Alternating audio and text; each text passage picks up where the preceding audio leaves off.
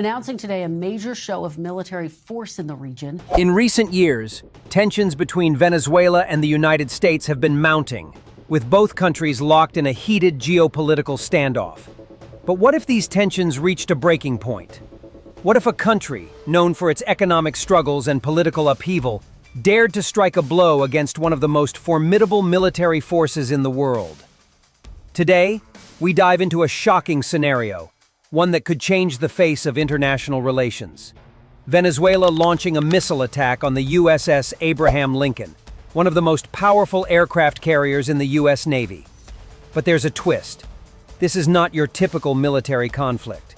The real outcome of the attack may not be what anyone expected. Imagine a world where the United States is forced to reconsider its position in Latin America, where the once unthinkable becomes a reality, and the consequences ripple through the global political landscape.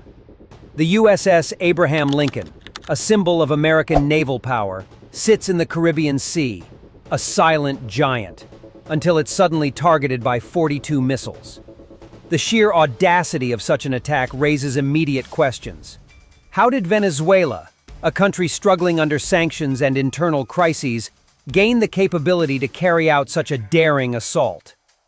And what were the strategic reasons behind it? This isn't just about a single strike. This event could mark the beginning of a new chapter in the escalating US-Venezuela conflict. The ramifications would be felt not only by the two nations directly involved, but by the entire region. What would be the American response to such a bold move? Would this attack push Venezuela closer to its allies, or would it provoke even harsher sanctions and military retaliation? Could this be the catalyst for a broader war, or might it lead to unexpected diplomatic breakthroughs? The missile attack is just the tip of the iceberg. Behind it lies a tangled web of international politics, economic pressure, and military maneuvering. The U.S., embroiled in its own complex relationships with countries like China, Russia, and members of NATO, may find its position on the global stage increasingly precarious. And Venezuela, despite being isolated by the West, could be playing a dangerous game of diplomacy that might force the U.S. to rethink its regional dominance. But here's the real question. What was the actual outcome of this daring attack? Did the missiles hit their target? Or did Venezuela's military capabilities fall short? Was this an unmitigated success for Venezuela? Or did the attack provoke unforeseen consequences, leading to a major shift in the balance of power? The real story may not be as straightforward as it first appears. In this video, we'll explore the potential consequences of such an attack, the players involved, and how this event could redefine the future of US-Venezuela relations. Stick around as we dive into the analysis of what happens when a small country takes on the might of the American military, and the shocking aftermath that no one saw coming. In recent years, the relationship between Venezuela and the United States has been marked by significant political and economic tension. Both countries have clashed over a variety of issues, ranging from Venezuela's controversial political leadership to the U.S.'s heavy-handed economic sanctions and diplomatic isolation campaigns. However, the dramatic escalation of these tensions has never reached the point of direct military conflict. Until now. In a shocking turn of events, it is being reported that Venezuela, under the leadership of President Nicolas Maduro, launched a missile strike on the USS Abraham Lincoln, one of the United States' most powerful aircraft carriers. The attack, involving 42 high-tech, precision-guided missiles, occurred in the Caribbean Sea, not far from Venezuela's northern coastline. This bold action was seen as a direct response to the ongoing U.S. military presence in the region and the continued imposition of severe sanctions that have crippled Venezuela's economy. For years, the U.S. Navy has maintained a prominent presence in the waters surrounding Venezuela, a stance that has been heavily criticized by the Venezuelan government. According to sources close to the Venezuelan Ministry of Defense, this missile attack was not just a symbolic gesture, but a carefully calculated military operation aimed at demonstrating the country's growing capabilities and defiance against Washington's political and economic influence. Some analysts suggest that the Venezuelan government, despite being economically suffocated by international sanctions, has invested heavily in developing its military infrastructure, particularly missile technology, through covert deals with allies such as Russia and Iran. These missile systems, reportedly acquired through clandestine routes, were believed to be capable of striking targets in the Caribbean with extreme precision.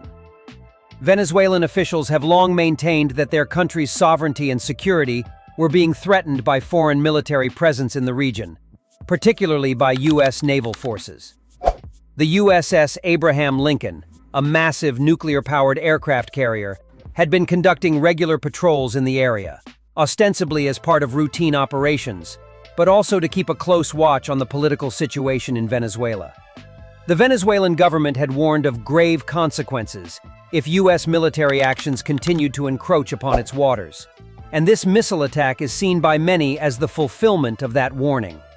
Reports suggest that the missiles, fired from coastal launch sites near Venezuela's capital, Caracas, flew over 100 miles before reaching their target. The attack took place at night, with the cover of darkness providing the element of surprise. Though the missiles reportedly struck the carrier's outer defenses, the USS Abraham Lincoln was able to respond quickly, activating countermeasures and successfully preventing any direct hits on the vessel's core. The U.S. Navy has downplayed the severity of the attack, claiming that it caused minimal damage and that the aircraft carrier was able to continue its operations without significant interruption. However, the attack has sparked a wave of concern within the U.S. military and among international observers. Some experts believe that Venezuela's missile strike has exposed vulnerabilities in the U.S. Navy's defense systems, especially in the face of rapidly evolving missile technology. Meanwhile, the political fallout from the incident has been swift. The United States condemned Venezuela's actions, labeling the attack as an act of aggression, while President Maduro addressed the nation, claiming that the attack was a rightful defense of Venezuelan sovereignty. Venezuelan officials have emphasized that the strike was intended as a warning, a signal to the U.S. and its allies that Venezuela is no longer willing to tolerate foreign interference in its affairs.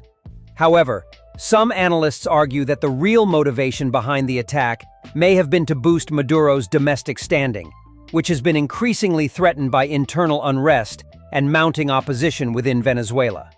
The economic and political crisis in Venezuela has led to widespread protests and dissatisfaction, and the missile strike may have been an attempt to rally nationalist sentiments and present Maduro as a leader capable of standing up to foreign powers. Regardless of the political motivations, the consequences of this attack are far-reaching. The U.S., in particular, now faces a difficult decision on how to respond. While a military retaliation against Venezuela would be catastrophic, especially given the country's close ties with Russia and China, Washington has indicated that it will impose even more stringent sanctions on the Venezuelan government. These sanctions, however, are unlikely to weaken Maduro's grip on power and could instead serve to further isolate Venezuela from the international community. This military confrontation, though it may have seemed like an improbable scenario just a few years ago, now stands as a critical moment in the ongoing struggle for influence in Latin America. The missile attack on the USS Abraham Lincoln is not just a story of military engagement. It is a reflection of the broader geopolitical struggle that continues to play out in the region, with the US, Russia, and Venezuela all jockeying for power. How this conflict evolves will likely determine the future of US-Venezuela relations, as well as the role of Latin America in the global order. The geopolitical relationship between Venezuela and the United States has always been a complex and contentious one, steeped in history and shaped by a series of political and economic factors. At the heart of this tension is Venezuela's position as one of the largest oil producers in the world, with vast reserves that have made it a critical player in the global energy market. However, it is not only Venezuela's natural resources that have drawn the attention of the United States, but also its political trajectory. Since the rise of Hugo Chavez in the late 1990s, Venezuela has charted a course away from traditional US-aligned policies, favoring closer ties with countries such as Russia, China, and Iran. Chavez's vision of 21st-century socialism was not only an ideological departure from Western capitalist ideals, but also a direct challenge to U.S. influence in Latin America. Chávez's tenure was marked by aggressive rhetoric against U.S. imperialism and efforts to build alliances with countries critical of U.S. foreign policy. Under his leadership, Venezuela saw a dramatic increase in oil production and wealth, which was used to fund social programs aimed at alleviating poverty and reducing inequality. However, it was also during this time that the first signs of significant political and economic divergence between Venezuela and the United States began to emerge. In the years following Chávez's death in 2013, his successor, Nicolas Maduro, inherited an increasingly unstable country. While the country's oil wealth allowed Venezuela to maintain a prominent position in international affairs, the nation began to experience severe economic mismanagement, exacerbated by falling oil prices and rampant corruption within the government. The U.S., under President Barack Obama, responded to the Maduro administration's increasing authoritarianism by imposing a series of sanctions targeting key members of the Venezuelan government, as well as Venezuela's oil sector. These sanctions were intended to pressure Maduro into relinquishing power or moderating his policies.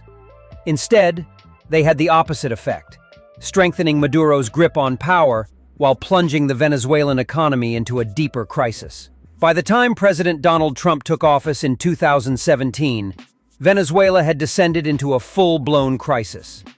Hyperinflation ravaged the country, and millions of Venezuelans fled to neighboring countries, creating a refugee crisis across Latin America.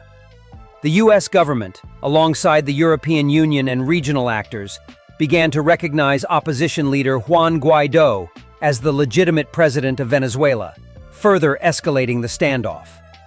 Trump's administration imposed even more severe sanctions and even considered military intervention as a means of toppling Maduro's regime.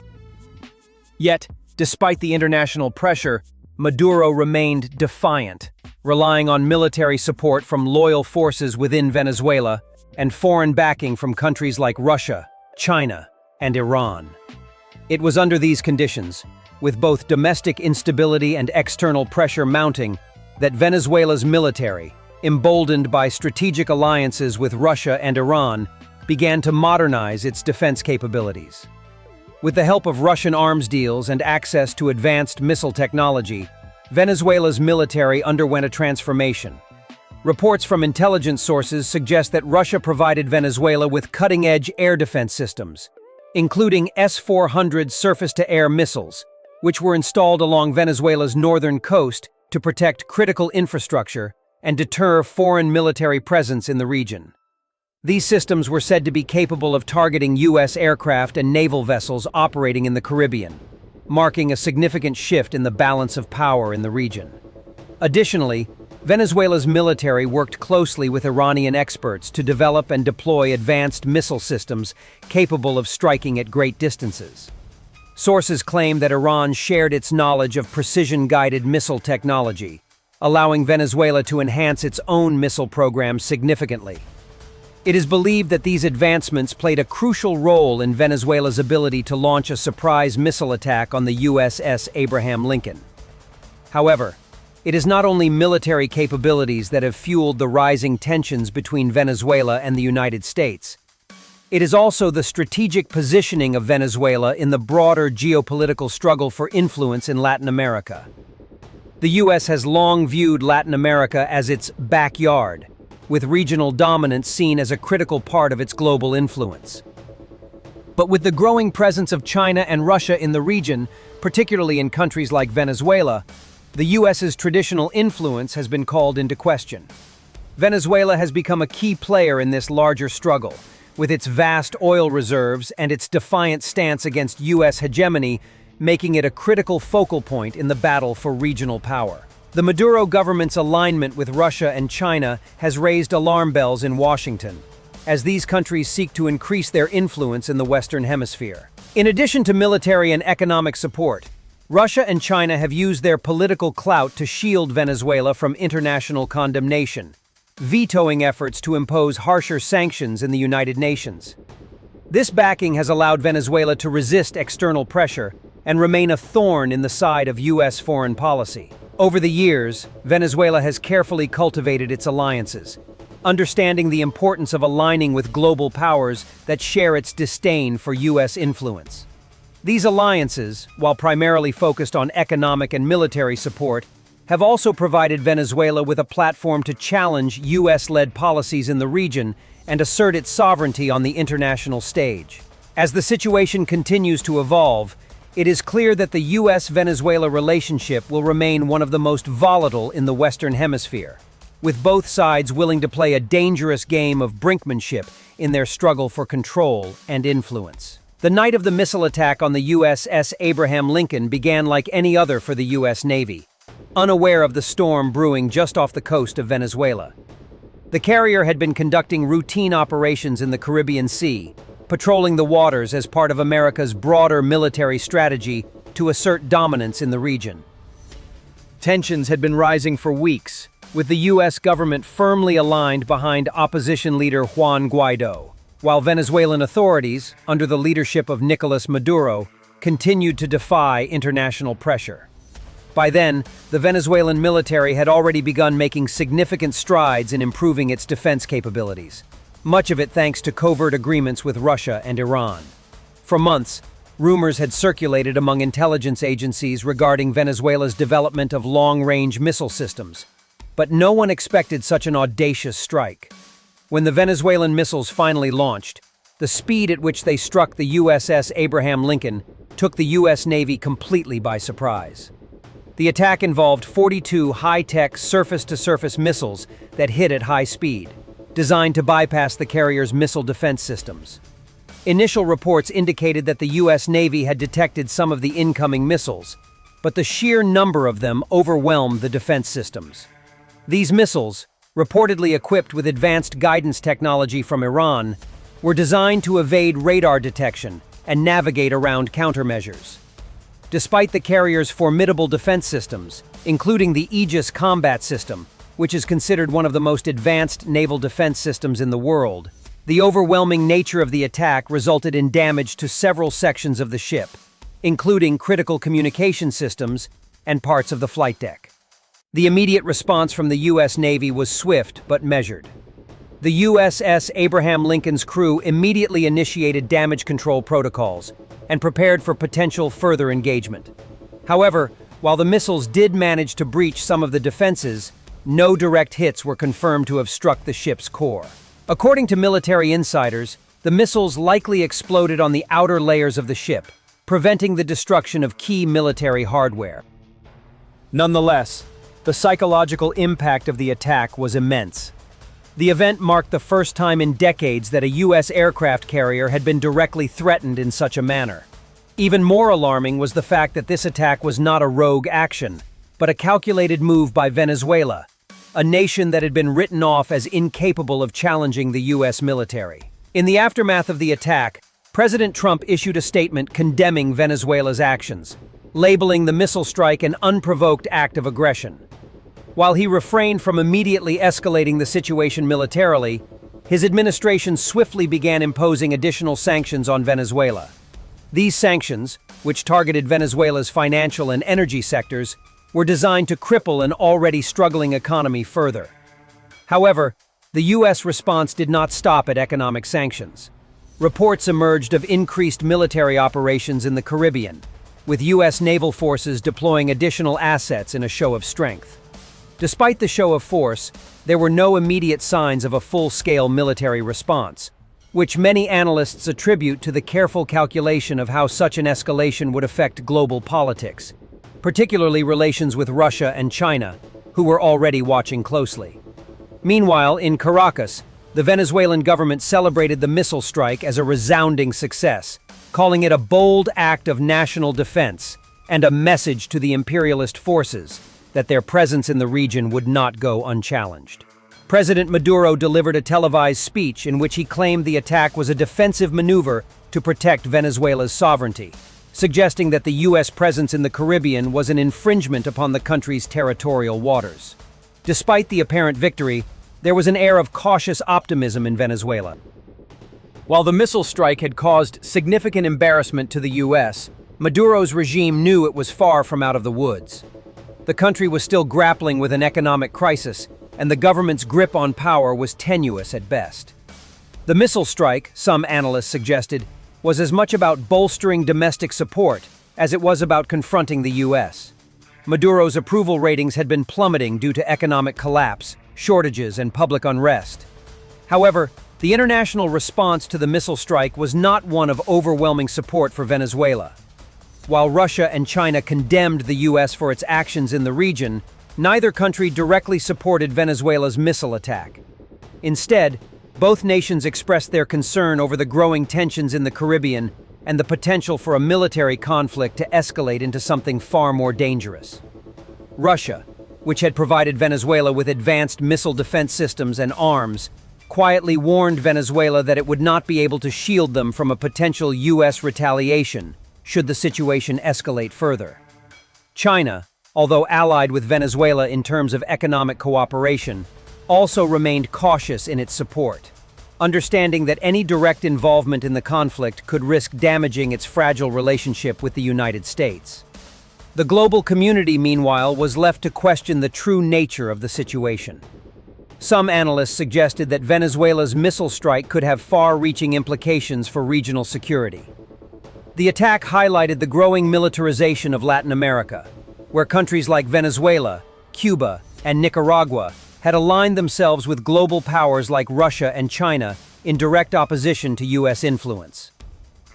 The missile strike not only demonstrated Venezuela's growing military capabilities, but also sent a clear message that Latin American nations were no longer content to be pawns in the geopolitical chess game between the U.S., Russia, and China. As reports began to emerge of increased Russian military presence in the region, including the possible deployment of additional missile defense systems, the U.S. found itself facing a situation where its military dominance in the Western Hemisphere was being called into question. The Venezuelan missile strike on the USS Abraham Lincoln was a defining moment in the U.S.-Venezuela conflict. It not only underscored the vulnerability of even the most advanced U.S. military assets, but also exposed the growing regional influence of Venezuela's allies. With Venezuela's actions now firmly on the radar of world powers, it remains to be seen how the U.S. will respond to this brazen challenge. Will the U.S. choose to escalate the situation, potentially risking a wider conflict in the region?